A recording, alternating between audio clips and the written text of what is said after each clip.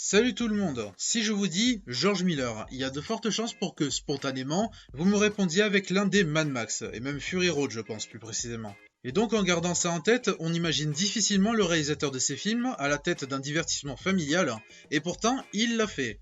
Et plusieurs fois même. Ça remonte aux deux films Babe de 1995 et 1998. Le premier réalisé par Chris Noonan, mais Miller l'avait produit et coécrit, et la rumeur insiste qu'il l'aurait également officieusement réalisé. Une rumeur qui n'est pas tellement du goût de Noonan, soit dit en passant. Mais la suite, intitulée Un cochon dans la ville, il l'a bel et bien réalisé en revanche. Et derrière les apparences de films familiaux mignons, il y avait la petite empreinte dévoilant des films lucides sur la face moins reluisante du monde, qui leur conférait déjà d'une certaine façon un statut allant un peu plus loin que le simple film pour faire rêver les gosses. Mais en termes de films familial subversifs, Miller n'est pas allé aussi loin qu'avec les films dont j'espère pouvoir redorer un peu leur blason parce que je les adore, les films Happy Feet. Alors on est en 2020, donc pratiquement tout le monde s'intéressant à l'animation en général sait que je n'ai pas besoin de sortir la vanne éculée du «Oh oui, c'est mignon, un film avec des manchots qui dansent». Happy Feet premier du nom est sorti il y a déjà 14 ans, et depuis il a pu prouver qu'il avait un propos derrière. Cela dit, il reste assez mal vu de l'opinion populaire, et je trouve ça dommage. Enfin, je peux comprendre qu'on n'y accroche pas pour des raisons subjectives, mais on ne m'ôte pas de l'idée que ces deux films sont plus intéressants, riches et malins qu'ils en ont l'air, et c'est pourquoi je m'en vais contribuer à leur défense aujourd'hui, en tentant d'expliquer pourquoi je les trouve profonds et en soi subversifs. Voici donc ma défense sur les deux films Happy Feet. J'espère que cette vidéo vous plaira et c'est parti. Donc pour commencer, je pense que les films Happy Feet sont dans un constant jeu d'équilibrisme entre l'anthropomorphisme et le réalisme, et que ça se ressent dès l'introduction du premier film. Nous sommes déjà présentés de plein fouet à la facette musicale du long métrage, qui aura vite fait d'écarter les réfractaires, tandis que nous sommes dans le cas du film n'ayant pas de chanson originale, mais reprenant des tubes populaires pour ses scènes musicales. Donc dès le début, nous avons ces manchots en plein numéro musical relatif à une parade amoureuse, avec la femelle se faisant séduire en chanson par les mâles alentours, jusqu'à tomber sur celui qui arrivera à la convaincre. Nous sommes déjà introduits au concept du chant d'amour, un chant propre à chaque manchot qui permettra de fonder une famille qui leur correspond. Donc nous avons déjà ces manchots aux réactions anthropomorphes qui chantent des chansons populaires, mais on y fait surtout allusion au cycle reproducteur de ces manchots. On retrouve cette volonté de trancher avec les autres contes animaliers ayant de vraies romances. Là, nous souhaitons rester dans le réalisme d'un cycle de vie animalier. Il n'est pas mention de, entre guillemets, gentilles romances durant cette scène. Les paroles sont souvent explicites, façon je veux ton corps et compagnie. Il y a même un des manchots tentant de séduire la femelle en chantant Let's talk about sex. Difficile de faire plus explicite. Bref, tout ça pour dire que cette intro représente déjà le numéro d'équilibriste dans lequel George Miller s'embarque avec la façon dont il exploite un tel concept. Donc ça c'était pour l'intro. Maintenant, l'histoire du premier film est centrée sur un manchot nommé Mumble qui, horreur malheur, chante comme une casserole. Un vrai désastre pour un animal dont le rituel amoureux consiste à trouver un chant d'amour. Son truc à lui, c'est les claquettes, et pour ça il est moqué des autres et même son propre père doute de lui en disant que ce n'est pas manchot. Très vite, les plus cyniques d'entre nous sauront vers quel thème le film souhaite nous emmener. Bien entendu, l'acceptation de la différence. Un thème toujours louable s'il en est, évidemment. Mais très vite, le film laisse planer autour de lui d'autres éléments qui semblent injecter une certaine substance dans ce conte, avec la rencontre d'oiseaux de proie parlant d'une aventure avec des êtres différents, des aliens, et les dirigeants du peuple manchot en mode messager des lois divines. Dès lors, Happy Feet commence à se parer d'une drôle d'aura mystique qui constituera un certain fil rouge. En effet, un revisionnage du film m'a fait me rendre compte à quel point les références religieuses sont nombreuses dans la façon dont il aborde ces thématiques. Il y a donc les dirigeants en mode messager des dieux, et il y a aussi un personnage que Mumble croise plus tard dans son périple, le dénommé Lovelace, qui s'est proclamé prophète grâce à une rencontre avec les êtres mystiques, ces aliens, d'où il est revenu avec une sorte de talisman, qui est en fait l'emballage plastique d'un pack de canettes. Mumble d'ailleurs sera condamné à l'exil pour braver l'interdit en mentionnant l'existence de ces aliens et tentant de convaincre le reste du peuple manchot de leur impact sur leurs problèmes de pénurie de poissons, allant à l'encontre des propos de ces messagers des dieux. Bref, tout cela ajoute un autre niveau de lecture au récit qui ne sautera pas forcément aux yeux de tout le monde, mais qui à mon avis dévoile la richesse thématique dont Happy Feet se pare derrière son aspect de simple musical animalier. D'autant que la parabole religieuse ne s'arrête pas là, mais j'y reviendrai. Happy Feet est également un périple suivant un personnage dans une quête pour régler le problème de pénurie de poissons frappant son peuple, convaincu de la part d'importance des aliens là-dedans. Ce périple est pour lui l'occasion de croiser un autre peuple manchot dirigé par le gourou Lovelace dont j'ai déjà parlé et qui a une autre coutume pour le rituel amoureux, la collecte de pierres, afin d'en avoir le plus grand tas possible pour séduire les femelles. La célébration de la différence revendiquée par le film se fait donc en partie par la découverte par son héros d'autres us et coutumes autour des mêmes choses. Mumble ne sait pas chanter et se fait donc railler par son propre peuple, mais dans un autre avec des coutumes différentes, cela n'importe pas, et il est même vu comme une personne cool par un petit gang de marginaux losers sur les bords. Tout cela accentue le propos du film sur les différences des peuples et des points de vue dans un même tout unifié, et ainsi la façon dont chacun aborde une même situation, ici l'amour / le cycle de reproduction. Mais la venue dans ce nouveau peuple est donc l'occasion pour Mumble de croiser le fameux Lovelace et tenter d'en apprendre plus sur cette race supérieure qui contrôlerait le flux de poissons. Lovelace finira par manquer de s'étouffer à cause de son talisman et conduira donc Mumble vers ces fameux êtres, dont la révélation sur leur identité ne surprendra évidemment personne. Happy Feet sera donc également un film évoquant la perversion de la nature par cette créature terrifiante qu'est l'être humain, un propos qui ne sera pas forcément neuf sur le papier, mais qui me paraît habilement abordé dans les faits. Car dans les faits, Happy Feet poursuit quelque chose que George Miller avait déjà entamé, accompagné de Chris Noonan avec le film Babe, il évoque avec une malicieuse satire le rapport entre l'homme et l'animal. Dans Babe, en effet, derrière son aspect conte enfantin se cachait un propos plus sombre qui n'en avait l'air, sur la façon dont l'homme traite l'animal en fonction de ce qu'il juge être utile chez lui. Pour ça que Babe échappera au destin du repas de Noël, car se faisant remarquer un talent pour jouer les chiens de berger. Enfin, en l'occurrence, le cochon de berger. La différence aux yeux des hommes entre des animaux comme le chien et le mouton est évoquée dans ce film, poussant même les différentes espèces d'animaux à s'insulter entre elles par instinct de survie, les moutons étant perçus comme idiots par les chiens, parce que seuls les animaux idiots se font manger par l'homme. Il y avait aussi le personnage du canard qui tentait de prendre les fonctions d'un coq en chantant tous les matins, car selon lui c'est une façon de montrer son utilité auprès des humains, et donc d'échapper à la casserole. Et c'est pour ça que la venue d'un objet comme un réveil chez eux devient de son côté une véritable question de vie ou de mort. Bref, des thématiques déjà intéressantes que Happy Feet pousse encore plus loin en s'arborant une allure méta dans sa satire. Car Mumble se fait récupérer par des humains après une mésaventure et se retrouve conduit dans un Marineland à la vue de tous. Et tandis qu'il tente tant bien que mal d'ouvrir la communication avec les humains quant à son problème de poisson, personne ne le comprend et on se contente de l'observer. Cependant, comme Mumble effectue son talent pour la danse sous les yeux des êtres humains, cette fois c'est l'attroupement général et la seconde lecture méta du film s'ouvre pleinement. Happy Feet a bel et bien un message de dénonciation du rapport entre l'homme et l'animal, mais pour le faire passer, il fait comme Mumble voulant faire passer son message aux humains,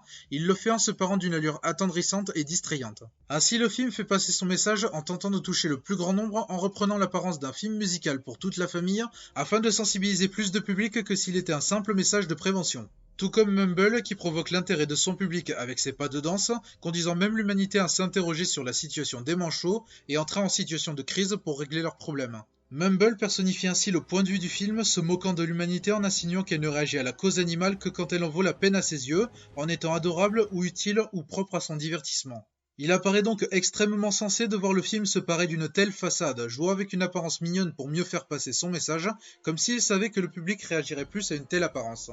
Les évocations religieuses ne sont pas en retenue d'ailleurs, elles reviennent au détour de ce final, de façon directe comme ce lieu appelé paradis par les résidents, et de façon moins directe avec Mumble incarnant une sorte de renaissance du monde, ou une passerelle entre son peuple et celui des humains, pour mieux faire passer la compréhension de l'un envers l'autre. D'ailleurs, avant de réaliser cette critique, je m'étais un peu renseigné sur les détails du film, et j'en ai découvert d'autres qui m'avaient échappé, mais qui ont beaucoup de sens. Par exemple, le tapotement de la jeune fille sur la vitre conduisant Mumble à danser devant elle, qui est un écho au tapotement de la petite Gloria sur la coquille de Mumble lorsqu'il était œuf, le conduisant à en quelque sorte prendre vie.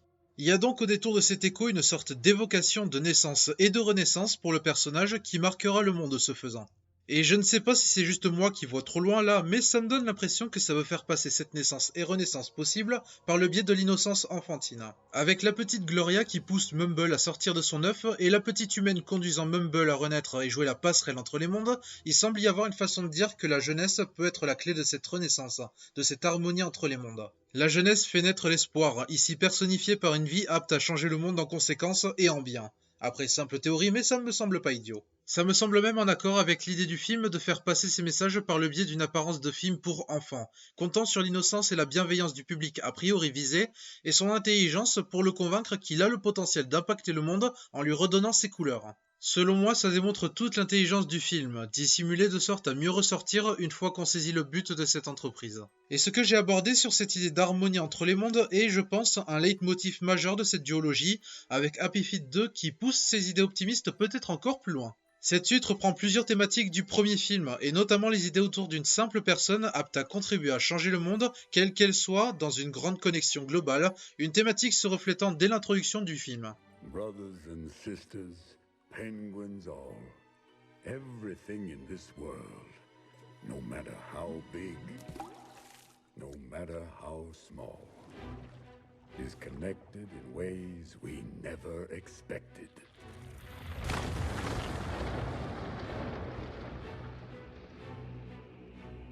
Yes, indeed.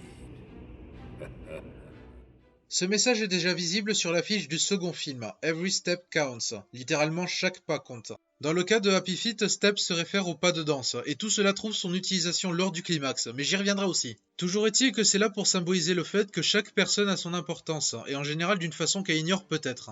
Dans le deuxième film, ça se reflète non seulement avec le fils de Mumble et Gloria, Eric, qui n'a aucun sens de la musique ni de la danse, quand ça veut pas, mais aussi avec une bande de Krill qui paraît déconnectée de l'intrigue principale. On y suit principalement un duo de Krill, Will et Bill, qui s'interrogent sur leur place dans le monde, à part être le menu fretin pour les poissons et mammifères marins. Je me souviens que la première fois que j'avais vu ce film, je trouvais qu'on accordait peut-être un peu trop d'importance à ce duo, mais ensuite j'ai mieux compris l'objectif derrière. En fait, il y a une façon de séparer cette intrigue de la principale pour finalement réunir le peuple Krill et le peuple manchot de façon inconsciente et servir le message principal sur l'unité, séparés pour mieux se réunir en somme. À l'image de ce qui se passe dans l'intrigue principale des manchots, qui se retrouvent séparés suite à une catastrophe ayant partagé leur colonie en deux, entre ceux qui sont coincés et ceux qui sont en dehors. De la même manière que le premier film, il y a une ingénieuse façon de faire un écho entre ce qui se passe dans l'intrigue et le choix de la mise en scène. Tout est fait de façon plus intelligente que ça en a l'air. Happy Feet 2 est un peu moins porté sur la critique de l'être humain, mais on y retrouve quelques grosses traces, que ce soit plus direct, avec le parcours chanté par Lovelace ayant rencontré le personnage de Ramon, ou de la même manière que le premier film, en tapant subtilement sur l'attention portée à ceux qui présentent une facette attendrissante ou divertissante. En témoigne le passage où Lovelace se trémousse face à des humains sur We Are the Champions pour les convaincre de venir aider les manchots à se sortir de leur situation.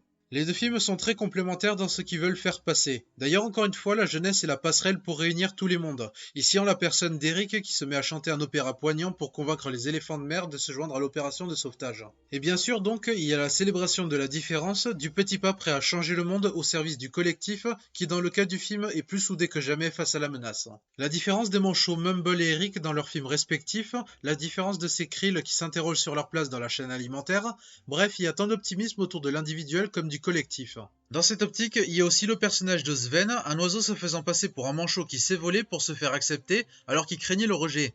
Il n'assumait pas sa différence mais tout en se faisant passer pour un manchot avec de la différence par rapport aux autres. Il finira par assumer entièrement ce qui le distingue pour se joindre au pouvoir du collectif où chaque personne individuelle a son influence. Ce qui conduira au climax du film où les manchots, les éléphants de mer et les krills, ces derniers inconsciemment reliés car ne sachant pas au service de quoi ils dansent mais pensant tout de même qu'ils ont un impact, dansent tous ensemble pour libérer les manchots prisonniers. Cela fait bien entendu écho au message passé dès l'introduction, que toute chose a son importance, peu importe sa taille, et que leur connexion dans un tout est toujours présente même d'une façon inattendue, et peut conduire à de grandes choses. Le climax de Happy Feet 2 est ainsi une façon de délivrer un message de solidarité et d'entraide face à la menace, face à l'apocalypse même, une réunion symbolisée par cette danse partagée, représentative d'un espoir, un moment de flottement positif dans l'existence même. J'aime le sens que ça a de représenter ces petits moments de joie face à la vie, que ce soit danser, chanter ou toute autre chose ludique, sans renier les aspects moins joyeux, mais au final pour mieux leur faire face, cette célébration de ces petits riens qui peuvent rendre la vie aussi chouette. Pour paraphraser Will, Wow! What's it for? Perhaps it's a momentary relief from the existential terrors of existence. Oh, what? It brings out my happy. Puis bon, ça doit être l'un des seuls exemples de l'histoire de l'animation d'une bonne fin où tout le monde danse en y réfléchissant. Tout cela confère à mes yeux un aspect à cette duologie qui va au-delà de simples films familiaux, mais tout en assumant leur façade de films familiaux. Car oui, jusqu'ici, j'ai parlé principalement du fond, mais en ce qui concerne la forme, pour moi, ces films restent de vraies réussites. J'aime le fait que ces films ne traitent pas leur façade de films familiaux avec condescendance. Au contraire, de la même façon que Babe, l'équipe en charge fait de son mieux pour que cette apparence soit des plus efficaces, malgré le détournement progressif. C'est une chose que j'aime quand on ne se contente pas de prendre un genre pour en faire seulement une base au service d'une contrebalance totale, comme si ce genre n'était employé que dans cet objectif sans se soucier de son propre traitement. Du coup, Happy Feet est aussi une excellente comédie musicale avec des manchots. Même si on s'était contenté de cette façade, ça aurait été un bon film selon moi. Ça tient dans le génie de George Miller et son équipe pour manier le gigantisme permis par ce concept, faisant en sorte qu'il déménage au mieux possible. Ces deux films sont ainsi de gigantesques opéras tirant pleinement profit de leurs vastes espaces et de la multiplication des danseurs sur la piste. On sent ainsi une véritable osmose entre tous les éléments. Une bonne comédie musicale, c'est en général une comédie musicale qui sait faire vibrer, et très clairement ces deux films me font vibrer. Ils sont maniés de façon exemplaire et font preuve d'une belle ouverture d'esprit. Ça résulte en une bande sonore aux choix musicaux très éclectiques. Vous entendrez du rock, du rap, du R&B, de l'opéra, de la pop. Du coup, on aime ou non les différents genres utilisés, mais j'apprécie vraiment ce choix de variété qui fait sens dans son usage. Et puis selon moi, ça n'éclipse pas les idées les plus intéressantes de ces films. D'ailleurs au final, dans le premier Happy Feet, il n'y a plus trop de scènes musicales dans la deuxième partie lorsque Mumble se lance à la recherche des humains pour régler la pénurie de poissons. Ça revient en force avec le climax qui lui aussi se permet un grand numéro de danse pour faire avancer les choses entre les manchots et quelques humains seulement pour faire passer une sorte de communication. Notez que même les dirigeants, jusqu'ici autoproclamés messagers des dieux, se joignent à la danse collective pour établir le contact avec ces aliens et tenter de sauver le peuple manchot. Dans le second film, l'aspect musical est plus présent mais fait toujours autant sens, dans la mesure où la danse et le chant sont toujours une façon de symboliser ce qui fait l'unité du peuple, peu importe ce qui les sépare. La musique est un vrai moyen de communication dans ces deux films, pour exprimer la proximité au sein du peuple et aussi pour faire passer un message, un appel à l'aide et à l'entraide. Comme lors du climax du premier film, avec les manchots faisant comprendre aux humains au travers de la danse qu'ils ont besoin d'être mieux considérés pour assurer leur survie, ou alors Eric ralliant les éléphants de mer à la cause des manchots en chantant dans le deuxième film. D'un point de vue animation, nous sommes dans un style plutôt réaliste entre guillemets. On y voit même ces manchots animés croiser des humains live action et même probablement motion capture pour les intégrer. C'est un style qu'on aime ou non, mais pour moi, il n'a pas vieilli et il est surtout utilisé d'une belle manière, faisant ressortir tout le potentiel de gigantisme avec ces manchots se multipliant à l'écran dans un étourdissant ballet. Nous devons également la réussite formelle à la réalisation de George Miller, qui dirige tout ça d'une main de maître et apporte son empreinte bien visible. Il magnifie ces vastes décors, parfois apocalyptiques, rappelant les Mad Max et semblant même préluder l'extraordinaire Fury Road qui sortira en 2015, et il magnifie sa piste de danse pour donner, comme je l'ai dit, cette saveur d'ambition aux numéros musicaux, ces gigantesques chorégraphies, et ce sens de l'amplification du terrain de jeu au mieux possible. Le climax du second film en est un magnifique exemple où l'on finit par ressentir l'importance revendiquée de chaque pas de danse dans le processus et de cette unité qui résonne à travers la banquise entière, sans parler des magnifiques couleurs. Bref, pour résumer un peu, les films Happy Feet sont pour moi des films qui dépassent le statut apparent de film pour enfants afin de délivrer des messages pertinents et démarquant le film au milieu du reste, tout autant qu'ils assument leur statut de film pour enfants et y mettent un vrai cœur à l'ouvrage pour qu'ils soient aussi enthousiasmants que possible. En gros, deux films idéaux pour toute la famille qui donnent la pêche tout autant qu'il faut réfléchir sur de nombreux points. La marque de films ingénieux qui ont plus d'une corde à leur arc et savent être accessibles à tous. Non, en vrai j'aime ces films juste parce qu'il y a que dans ces films que vous verrez une rap battle entre manchots.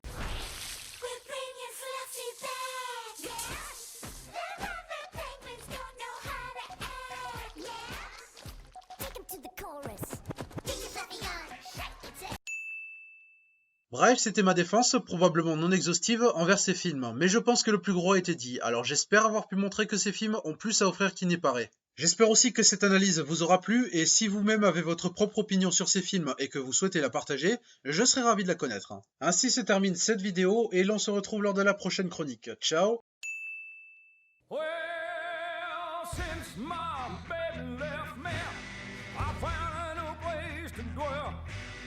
It's down at the end of Lonely Street at Heartbreak Hotel, and I said, I'm feeling so lonely, baby. I'm feeling so lonely. Oh, I'm feeling so lonely.